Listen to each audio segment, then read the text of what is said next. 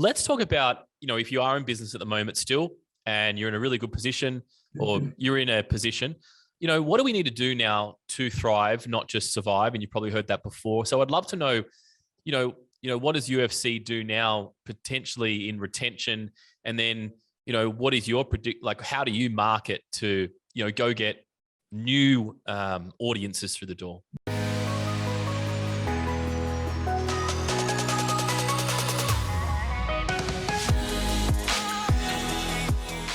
Welcome back to the Marketing Muscle Up podcast show. I'm Richard Taturngyi, and in today's episode, really exciting, we're talking all about UFC. And here in the studio today, I've got Maz Hagamurad.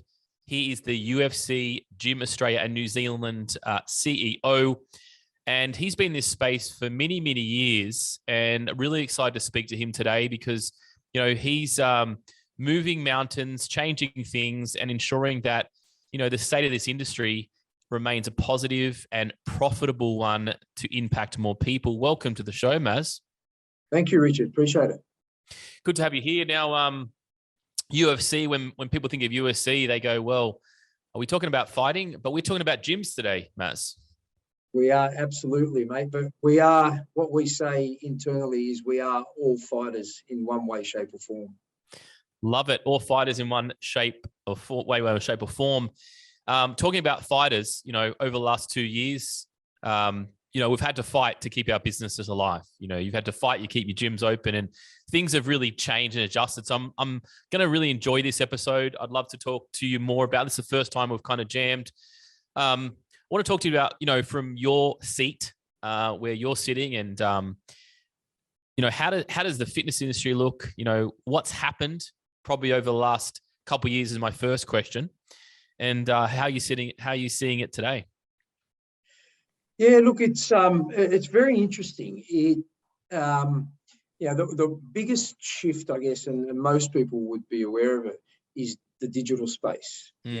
If you and I had this conversation in 2019, I probably would have walked away because digital just didn't interest me. It wasn't a historic part of fitness. And I, at that point, couldn't see where it would fit in. Fast forward to today, and now UFC Gym has its own digital platform, and that we're literally about to launch in Australia in September, and they've already launched her in the US. So that's one big shift. So consumer mindsets shifted from just bricks and mortar to now there's digital. Clearly, the COVID period has also shifted people's mindset about health and wellness and where that sits within their day-to-day life. Wellness is a big buzzword in the industry at the moment, but a lot of the wellness space was already pre-existing, but now has moved to the forefront of what day-to-day looks like. And then I think thirdly, the consumer mindset around work-life balance has also shifted. Working from home now is a big key player. Ensuring that there's a work-life balance. We used to say it, but whether we did it or not was another case. But I found that being a big to how our business operates within the fitness industry. Yeah, well, some big changes there. I mean, 2019, you didn't have a digital platform. You now have one today. Let's dig that a little bit more. When you're saying a digital platform, is that needed? I mean, even after COVID, and I guess, I don't know if we've finished COVID, but let's, where it is today. Is that needed? Because you're sort of saying the work-life balance, people are choosing, they have options. Is it that, or is it that people are more plugged in to digital and they're requesting that to even do a workout? Look, probably a mix of both. Firstly, with the digital platform, the whole Zoom exercise, even during the whole lockdown periods, I wasn't a big fan of. I forever fought with my team about whether we do, we don't, and what value. Notwithstanding that, now we've actually taken it to more of a professional level where we stream live classes on our platform. So you've got our live class in your pocket wherever you go, anywhere on the globe. And we're quite lucky as a brand because we're across over 42 countries. Eventually, what our plan is that there will be a live class every single hour of the day anywhere in the world, so you can log in and do it. The big shift, I think, has been around the whole working from home, and that looks like it's here to stay to some extent. There's this hybrid sort of work model now, and if you have a gym membership, previously the gym membership was either by your house or by your work. Yep. Right now, in some instances, like us and like some of the other major brands, you might have the luxury of being able to access locations either or. However, people at home now in this scenario, and they jump on the Zoom meeting, they finish the meeting, they've got an hour, not enough time to get out, go and work out and come back, but they can do a 45-minute session live streamed in their lounge room, and then 15 minutes later be back in the meeting. So that's, I think, the pivotal shift in the industry. It's not so much people just want digital, it's just their work day has changed to allow the accommodation of digital. Yeah, super interesting. And so you've had to, as a brand, take that aboard and either, say, hey, we're waiting for things to get back to the way it was, or, you go full in and bite it off. Is that what you've had to do? Yeah, 100%. And we talk about disruption in any industry as being a key. This is exactly it. The only difference here is this disruption was an industry disruption, not so much a competition disruption or a competitor's disruption. It changed the industry. You either jump on board and survive, or you stay away and hope that you can survive. So, yeah, I don't think there was too much. I don't think the option was there, right? It's in your face. It's like you either come for the ride or you don't. Yeah, good. Very good thought. Very good thought on that. While we're on that subject of COVID and that period and so forth, we work a lot with studio owners, and studio owners obviously have a much smaller membership base than a UFC gym or any kind of gym. What were your thoughts on, retention through that period? Was it a kind of period for you guys that people retained? Did people look elsewhere? Did they go digital? Did they go to a studio that was doing a live Zoom at that time? How did you find throughout it? And then how are you finding now with the clients that you had? Yeah. Or have, I should say. Look, I always talk about COVID 1.0 and COVID 2.0. They were polar opposites. Post-COVID 1.0, there was this, we retained majority of our member base. Yep. It came back, and they were coming in droves. And that was, I think it was the whole, in our generation and the people living on the planet right now had never experienced a time where everything you had in your life could be just taken away from you, right? We sort of took it for granted to some extent. So they came back in droves. COVID 2.0 then was the I guess the mental battle ram, if you like, that really sort of, they thought, wow, this is actually something that can continue to happen, and this is something that we know is here to stay for a long time. It's not, it wasn't it's happened and now it's done. Coming out of that, we found that it was a much slower return and a much harder acquisition process.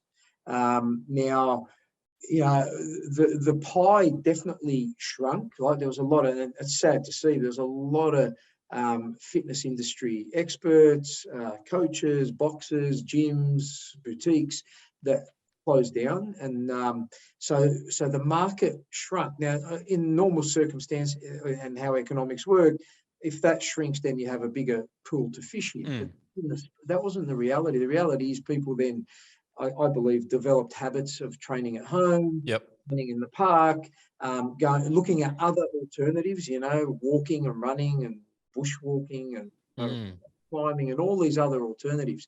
So it was a much more challenging process, and we are still continuing to deal with that challenging process as we speak. Great insights there. And do you think when, businesses close down, Maz, let's say, for example, the local independent gym down the road, or personal trainer that's working out of a gym, do you think, the ones that remain open and the ones that remain shut, do you think there was something wrong with the business, i.e., did they not have the clients a good amount of cash buffer? Did they not have the clients? Were they kind of just over it and just, wave that flag in? Or do you think it was area based or specifically outside their control? When we look now, we're in July 2022. The winners and losers. How would you say that? Look, I genuinely believe there was a needed reset. Yep. There was certain locations or certain operations that I would see, and this is purely subjective. Yep. That I couldn't understand how the business was still on foot. Yes. And I always go back to, look, I put my hand up. I'm a terrible salesman, right? I couldn't sell a membership if my life depended on it. But a good plumber doesn't necessarily make a good business person, and vice versa. So there was a lot of coaches and personal trainers that came out of COVID-1 and left their respective gyms and decided to open up their own because they thought, we can do this. So there was the reset after COVID-1 because some boxes that just shouldn't have been continuing. Yep. But then after COVID-1, there was these whole new ones that started to pop up thinking, great. I've had the experience now. Businesses were shut for 5 months and I ran my own business and I've got clientele. And then they jumped in, and post-COVID too, they were the biggest ones suffering, because I saw a lot that opened and then really declined pretty quickly. And like I said, I don't have all the answers by any means, and we're not perfect by any means. However, the key I believe is understand your capabilities and work within those, and that's where I think the success would come from. Yeah, very interesting. I was talking to my wife Joey, and I said, let's do a family holiday soon and book something. And here am I saying, let's go get a cruise ship. I think that should be good. And then just 2 days ago on the news, I hear that there's a cruise ship sitting in Sydney in troubles with COVID. So I thought, okay, we think we're finished with things, but it doesn't sound like we are finished with things. No, and not for a long time to come. I flew up to the Gold Coast this morning, and last week I flew to Los Angeles, and it was all good. And then I flew up this morning, and they forced me to put a mask on. Right? Okay, so what's the difference? Is a 17-hour flight, 15-hour flight, less risky than a 1-hour flight? Is that what's? But the reality is, it's not going anywhere. Yep. The media beat up at the moment is that mask mandates are coming back, and all these sort of restrictions are looking at coming back, and the third wave is happening. And look, history is it's the best thing to look at. We go back to the plague and go back to the Spanish flu. Go back and look at what happened back then. They didn't have the knowledge or the technology that we've got today, and it didn't go away in 1 year. It didn't go away in 2 or 3. It just lingered on and lingered on. So the reality is, I believe that we've got probably 2 to 3 years before we don't use that nasty word COVID again, right? Yep. I mean, it becomes, in the history books for our kids to learn at school. So yeah, well, totally. I've done a lot of podcasts since then, and I wasn't talking about COVID. It's probably the first time we've talked about it because it is something that's happening again. Now, let's talk about, if you are in business at the moment still, and you're in a really good position, or you're in a position, what do we need to do now to thrive, not just survive? And you probably heard that before. So I'd love to know, what does UFC do now potentially in retention? And then, what is your how do you market to, go get new audiences through the door? Look, nothing's changed in that realm. How do you retain your members? Your member, it's all about customer service. It's all about the experience, right? If you forget that you're in a fun industry and you numbers and KPIs sort of occupy you, you're not going to retain your members. We've seen members leave because of poor performance of teams on the ground, and we are very much so about ensuring that their member engagement, their member experience is at the best it can be. And that should be something that should have happened pre-COVID, during COVID, and even now. That hasn't changed. The whole acquisition space has transitioned to some extent. We're starting now. We've taken a step forward in the wellness space. We've brought in modalities into our latest facility we opened down in Sydney in the CBD there. That's got a wellness studio that does yoga and Pilates and Tai Chi and breathing and meditation virtually. We never had that before, never thought of it. It wasn't part of our core value proposition. Yep. We've brought in massage chairs, oxygen chairs, and and these relax corners where you sit down and sort of zone out. So what I think now the consumer's looking for is not just that unidirectional fitness offering, but looking at where can they get mind and body fitness in the one space. And I think that's where it's sort of heading. Yeah, I actually love the wellness space. I must say I had I launched a corporate wellness company about probably 12, 13 years ago. And sometimes I felt I was on the bleeding edge, not the leading edge. And it's so good to see that come through and more people take aboard that. I think, if it's needed and people are wanting it, I think it's a good transition, and it's good to see this play out. All right, that's really good to know. Now, you mentioned before that don't get you selling gym memberships because there might be some problems with sales. Absolutely, mate. So you must have some really good skills in what you do. Tell me about being a CEO, getting into this brand 10 years ago and taking that Australia arm of this business. What does it take to run a multi-international, but then, you're targeting here in Australia? What does it take to run an entity like this? What skills do you need to have? And I guess the question is for those who are wanting to run multi-locationals, what do you need to make this happen? How is it? Oh, look, it's my motto is always, if I feel like I have to go to work, then I shouldn't be in that job. That's number one key. You got to love what you do. I mean, and look, it's always said, it's a cliche out there, but it really has to be that way. Even on the worst day, you should bounce out of bed to get there.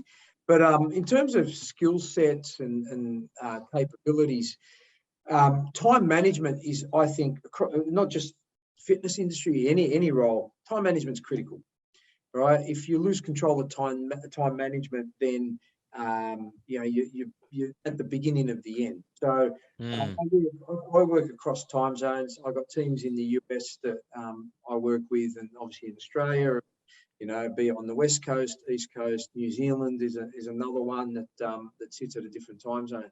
So for me, one of the critical points is being able to ensure that my day covers every time zone with every requirement in that across that particular day. However, I surround myself with people that I know are taking care of the areas that they're taking care of. I don't have to second guess. I don't have to ask questions. I know it's a set forget, right? And I know that, and I go back to the whole sales point, I know that, my national sales manager will eat me alive in the sales department. I know my operations manager will eat me alive in the operations. And that's what I want. I want to surround myself with the best team possible, could be streaks ahead of me. My job is to lead them. And in those moments of panic is I have to step up, to ensure there's a calm, stable platform for us to move forward, solve problems. And leadership is a huge conversation at the moment, because I think every business, doesn't matter if they're a multi-business and a single operator, personal trainer, you need to be a good leader. Do you have some tangible tips that you do or that you found over the years that's really helped you to remain calm and have clarity, and then, and be a great leader? What are your takes on leadership? Yeah, my biggest one and my biggest shortfall in leadership in the early days was, getting very emotional. And I think a lot of leaders do fall into that trap. And the way I sort of got out of that was I always, whenever I get into any situation, I always take a step back. Okay. From that email, from that phone call that sometimes I screen my calls and I deliberately don't take a call because I need that 10 minutes to sort of compose. And that for me has been the number one focus, because it allows me to take a very objective approach to any situation, be it positive or negative, and solve the problem. And I'm a big believer in,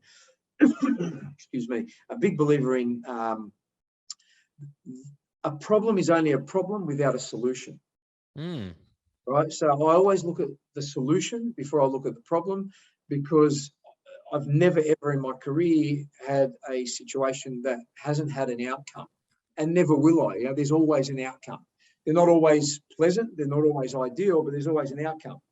Therefore, a problem should never be a problem. It's just a circumstantial situation that needs an outcome to be plugged into it. Yeah, I love that. Find me the solution. I think that's a great one. I love walking away before you react. Yeah. I think we've all been there, and sometimes it can cause you some misery for a long time. Okay, absolutely. Really great advice. Really great advice. Let's go a couple more questions for you.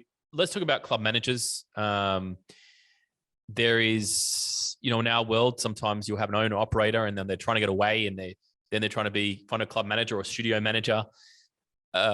Your club managers that, are running every center, what do you look for? Do they have to come up from the bottom to the top? Should you hire externally? What's the better solution that you've found more success than others? Right now, great club managers, there's three things you got to do. Number one, you got to show up to a bloody interview. Number two, yep, you got to show up when you accept the job. Show up to work on day one. And number three, when you do show up to work on day one, show up on day two. And I mean that in all senses of the word, because they are the biggest challenges we face at the moment. Wow. The incumbent club managers we do have, their number one asset, I believe, is the passion they have. Passion for the industry, passion for the brand. Right? They walk into their clubs, respective clubs, and as if they are the business owner, as if every dollar coming in, every dollar going out is coming out of their pocket. That's first and foremost. And number two, leading from that, is that their team, their staff, and I know this is always thrown out, but they are treated like family. They are close friends, whether it be in handshakes, hugs and kisses, hello and goodbye, discussion of social and family and genuine concern and empathy for each other.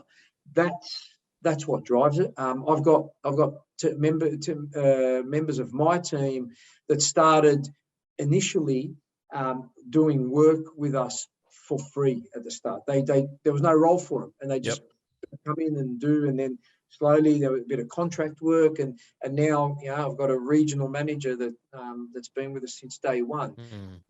Hung around, and he won't like when I say this, but like a bad smell at the start.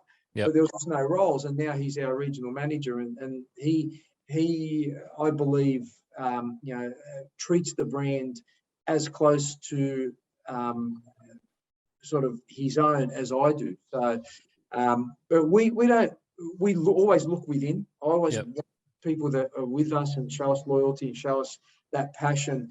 I want to see them grow with us. But it's not always the case. We do need capabilities within our club managers to fit the role, rather than just showing loyalty. Because I think just showing loyalty, you're probably hurting the person that you're bringing up. They might not be ready for that. Right. Very good insight there. Very good insights. Maz, I want to kind of direct a few things now. Like in Australia, we've had a new government, Labor, how do you think, and you hear these things come up now, recession and all these words that are thrown out now. I'd love to know from your seat, your thoughts on the future of the fitness industry, probably the future of, fitness in general. And have you seen any changes? What are your thoughts on this new government coming? Look, the future of the fitness industry is not going to change. It's going to keep going in the same direction it has been. A few bumps in the road on the way, but nothing's going to change there. My take on a new government, there's always hesitation. The consumers sit on their hands when it comes to election time. The fear of the unknown comes into play. Yes. With the new government, I want this recession to happen. It's a recession we need to happen. We need to come on. The talk of maybe having a recession is worse than having the actual recession. Mm-hmm. People are fearful now because they don't know what's to come. Once you're in a recession, everybody resets their whole life and they get on with business, get on with life, get on with business. The sooner that recession starts, the better for the fitness industry, because then people start to reset and realize, okay, here we are and here's where we're going, so we're all good. It's the uncertainty that I think plays an issue. Talking to some counterparts in the UK and Europe, they're in a recession. They're a year or so ahead of us in terms of the whole economic COVID world.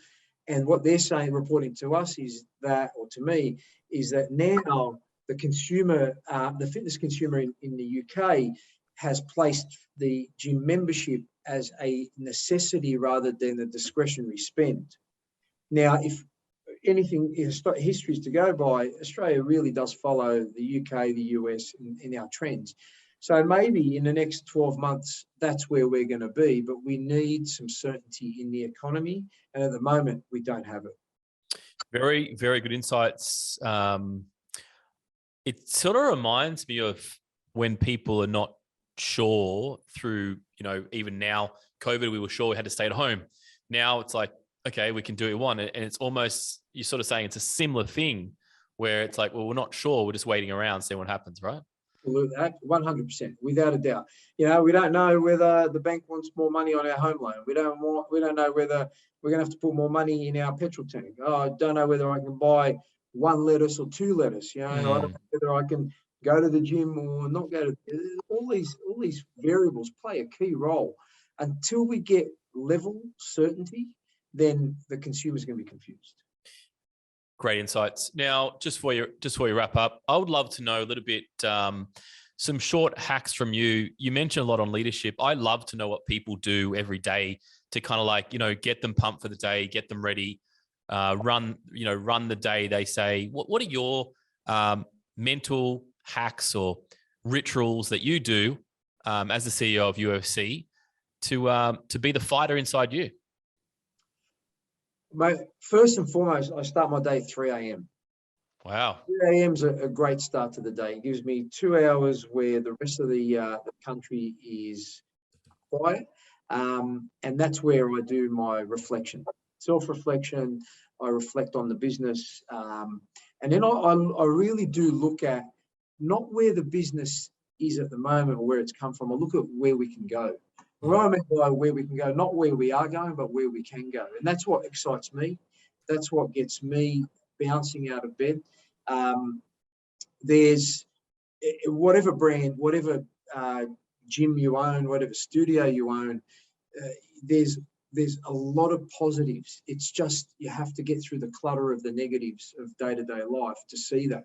And if you can set an objective in the distant future and work towards that, be it personal goals, be it some minor changes in your business, equipment upgrade, new classes, new coaches, new offerings, whatever it may be, and plug at it day to day, that's what keeps me going. It's ensuring that I've got a goal, be it short, medium, long term, and every day I feel like I've taken a step towards that goal.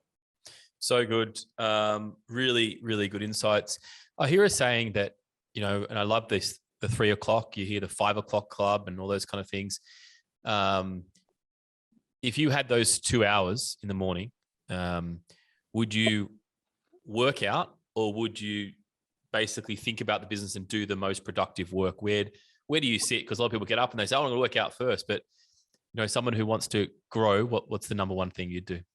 Yeah, for me, I get up, I do a couple of hours work, first and foremost, and then I do a couple of hour workout, and then back to work. So the first 2 hours work, I do a lot of my emails in that period, because that sets me up for, by the time the day starts, I've already covered half a day's work. I've sent emails out, maybe even replied to them, and then by the time I finish my workout and I'm back at work, I've already had 2 or 3 iterations of conversations on email. So it really does allow you to get that head start.